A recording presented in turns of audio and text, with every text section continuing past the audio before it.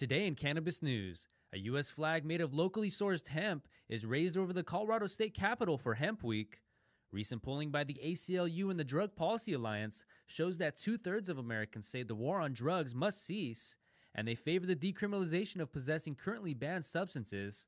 And a cannabis reform advocate who obtained clemency from then-President Donald Trump cautions that the Reintroduced MORE Act would not achieve its intended effects, particularly in regards to mass incarceration. It's Friday, June 11th, and this is your TRICHOMES Morning Buzz. Broadcasting live from the TRICHOMES.com studios in Southern California. It's time for your Morning Buzz. We bring you late-breaking news that keeps you up to date with what's happening in the cannabis industry. First up, for the second year in a row, per the request of State Governor Jared Polis, Colorado Hemp Week was celebrated in the state with the raising of a hemp-made United States flag at the Colorado Capitol.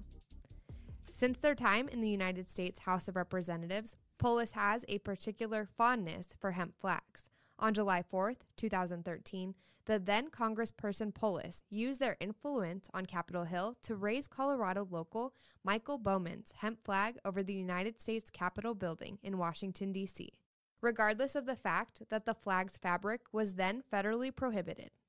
Polis has made significant commitments to the state's hemp sector since taking office in 2018, notably establishing the Colorado Hemp Advancement and Management Plan initiative following the Farm Bill, which federally approved commercial hemp production in late 2018.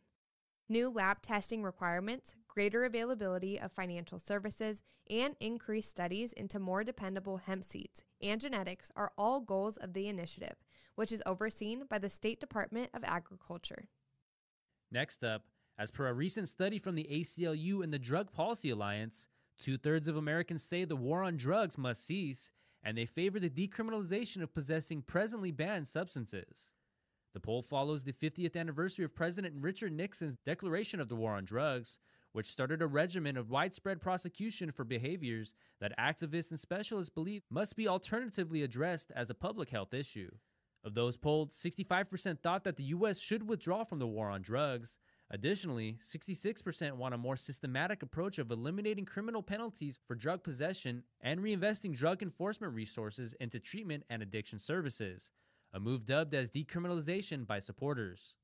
The survey also indicated that a majority of Americans, 83%, believe the war on drugs is a failure, a significant disparity considering that a significant chunk of those polled clearly do not want to abandon what they see as an unsuccessful approach.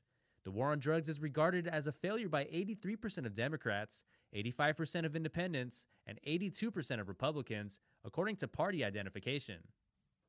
Last up, cannabis would be removed from the database of federally banned substances under the Marijuana Opportunity, Reinvestment, and Expungement, or the MORE Act, which was recently reintroduced in the United States House of Representatives. Moreover, it places a strong emphasis on social equity, including allowing for resentencing for persons charged with federal cannabis offenses.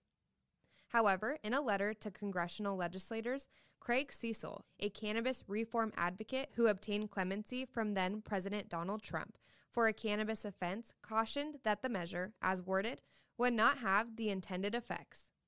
Assistance may be out of grasp for a sizable portion of federal convicts, according to the letter, due to the legislation providing the courts consequential acquiescence in deciding upon resentencing requests, but failing to determine cases where there are extenuating circumstances, such as firearm possession or substantial amounts of money at the moment of arrest. Cecil highlighted 3 particular provisions of the MORE Act that, depending on the verbiage, might keep individuals in prison for cannabis possession or related activity. The measure would provide discretion to the sentencing court as to whether the marijuana conviction or related conduct would be expunged. The measure would not provide relief for additional counts of conviction, inextricably relying on the criminality of the marijuana offense, and persons whose offense involved 5 or more people, which is most marijuana offenses, would be specifically accepted from relief under the MORE Act. And that was today's Buzz. Thanks for listening.